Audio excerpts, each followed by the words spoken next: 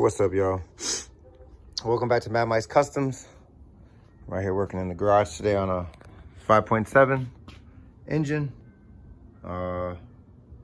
This is an LS motor, I guess what you want to call it.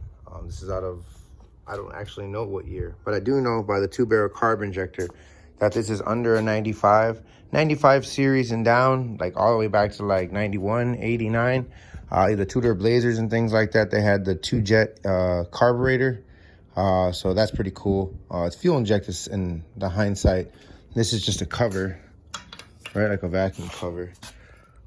That's what the jets look like. They spit fuel. Should be really nice and clean in there, because obviously fuel goes in there.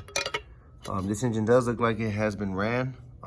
Taking these videos for document purposes. From what I was told, this vehicle ran and drove and the whole 9 yards. So what am I doing today? The whole point of this video is to show you guys prep. Basically, I got a barrel to minimize my mess. What was happening was I was getting all this black stuff on the ground. And then the other day I degreased it just a little bit, the engine, without putting any type of like garbage bag under the barrel. And yeah, it stained the ground. You could see the circle. There's like oil imprints. Now I got to get cleaner and I got to let it soak, and then I got to pull it off. So what I have done, not to be all over the place, but I kind of am.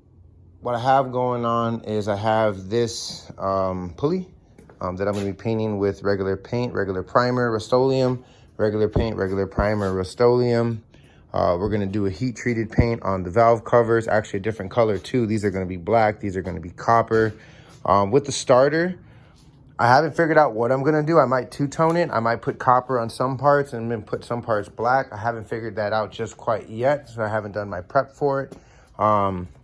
The paint that I'll be using is Rust-Oleum Gloss Protective Enamel. The color is black. It's a high output, sprays up to 50%.